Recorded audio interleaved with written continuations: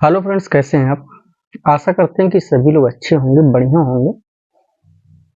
जैसा कि मेरे पास बहुत सारे कमेंट्स, कुछ क्वेरीज, कुछ फ़ोन पे कॉल, जो लोग मुझसे जानना चाहते थे कि स्पाइनल डिस्क की प्रॉब्लम यानी रीढ़ की हड्डी में जब कोई दिक्कत होती है, उसकी वजह से मेरे जो है पैरों में दर्द स्टार्ट हो जाता है और कभी पैरों में झंझनाहट होती है, कभी पैरों में शून्यपन होता है, फिर चलने-फिरने में हम जो है लड़खड़ाने लगते हैं। एक समय ऐसा भी होता है कि जब ज़्यादा पेन होता है तो ना तो हम चल पाते हैं, ना तो बैठने में मुझे चैन मिलती, किसी भी प्रकार से आपको रिलीफ नहीं मिलता है। किसी भी तरीके से आराम नहीं मिलता है। जब पेन होगा तो कभी-कभी उसको जो है डायग्नोज़ करते हैं कि ये सियाटिका पेन है। कभी-कभी लोग जो है पेन की दवा खा-खा करके जितनी देर तक मेडिसिन लेते हैं तब तक उनको आराम रहता है, उस जैसे मेडिसिन का असर खत्म हो जाता है फिर जो पुनः पेन स्टार्ट हो जाता है, जो क्योरेबल नहीं होता। लोग काफ़ी परेशान होते हैं, उसका जाके न्यूरो सर्जन या न्यूरोफिजिशियन को कंसल्ट भी करते हैं, बट बहुत ज़्यादा अच्छा रिस्पॉन्स देखने को नहीं मिला है। आज इसी पर बात करेंगे। यदि आप जो है मेरे चैनल पर नए हैं तो चैनल को सब्सक्राइब कर लीजिए और बेल आइकन को प्रेस कर लीजिए और ज़्यादा से ज़्यादा शेयर करें, क्योंकि इसका बेनिफिट ज़्यादा से ज़्यादा लोगों को मिलना चाहिए। आज इसी पर बात करेंगे, चलिए शुरू करते हैं।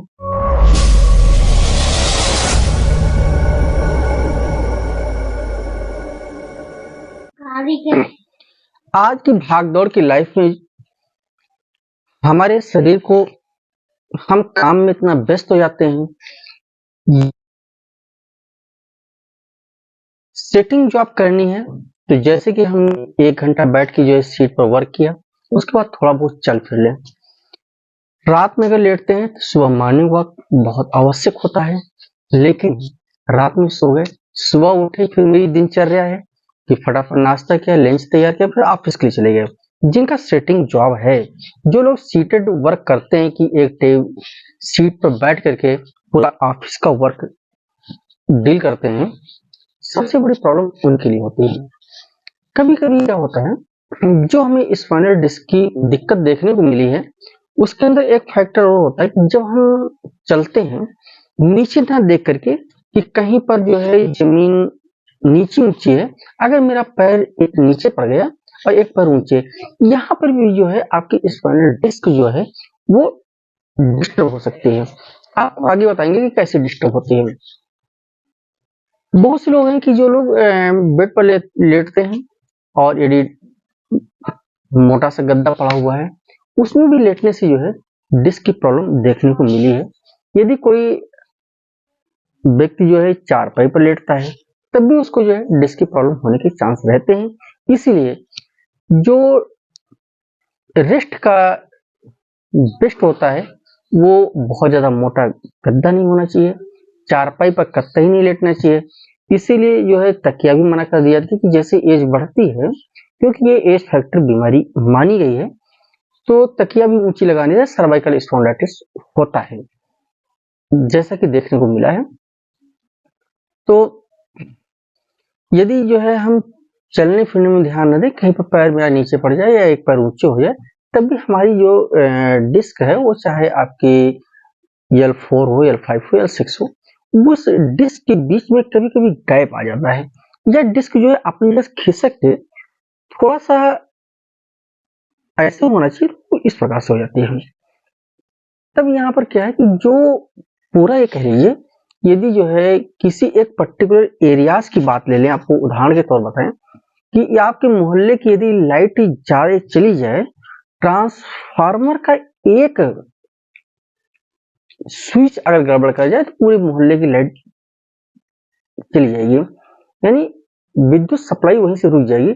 उसी प्रकार से हमारी बॉडी का जो ब्लड संचार है, उसको जो है ब्रेन से कंट्रोल करते हैं। अगर ब्रेन में कोई जरा सी भी फॉल्ट हुई तो पूरा बॉडी जो है आपकी पैरालाइज हो सकती है। तो यदि आपको डिस्क की प्रॉब्लम होगी तो अमूमन देखा गया लोअर एब्डोमेन में जो है, वो चाहे आपके राइट साइड के पैर में हो या लेफ्ट साइड के पैर में हो, दोनों पैरों में दर्द हो सकता है, कमर में भयंकर पेन होगा, चलने फिरने में आप चल नहीं पाएंगे, आपके पैरों में झुंझुनाहट होगी, नमनेस होगी, सुन्नपन होगा।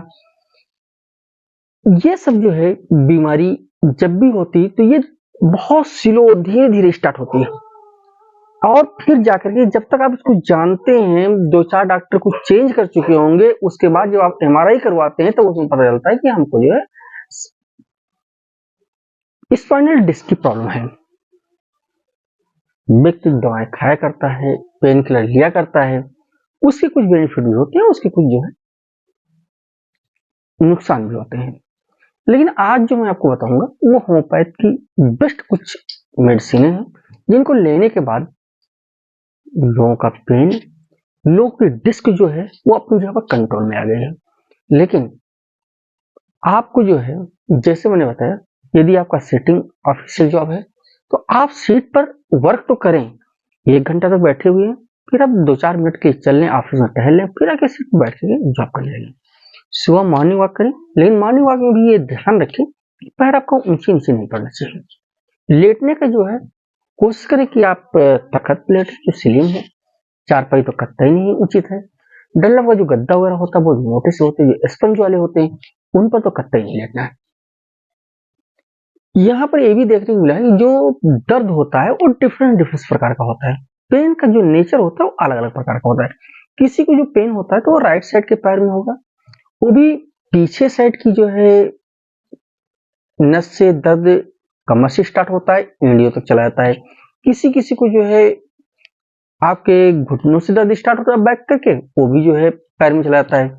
किसी को राइट साइड में होता है, किसी को लेफ्ट साइड में होता है। कभी कभी क्या होता है कि दोनों पैरों में साथ में दर्द होता है। कुछ दिन तक जो है एलोपैथ मेडिसिन खाने के बाद फिर जो वही दवाएं हमारी बॉडी पर काम करना स्लो कर देती हैं। सबसे बड़ा यहाँ फैक्टर है कि पहले तो ये जानना उचित होता है कि हमें स्पाइनल डिस्क की प्रॉब्लम है या नहीं है।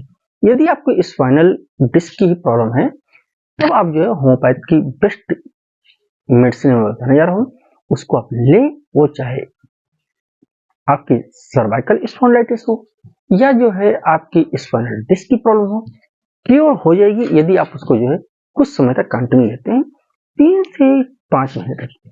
आपको रिलीफ तो विद इन 1 वीक में मिल जाएगा, लेकिन आपको लंबे समय तक लेना है जिससे कि दोबारा आपको रिपीटेशन न करने पड़े। स्पाइनल डिस्क की जो पहली हमारी मेडिसिन है वो है कैलकेरिया फ्लोर 66। इसको जो है 6 गोली आपको सुबह दोपहर शाम चबा चबा खा लेना है। इसमें जो मेन हमारी मेडिसिन है वो है स्पॉन्डिन ड्रॉप। इसको जो है आधे कप पानी में, बॉइल्ड पानी होना चाहिए, 15 बूंद दवा, सुबह दोपहर शाम खाना खाने से आधा घंटा पहले आपको लेना है। यदि पेन ज्यादा रहता है तो आपको जो है 2 डाइल्यूशन भी लेने हैं। पहला है आर्निका मदर टिंचर 30 CH के पावर में। सेकंड हमारी मेडिसिन है रूटा G30।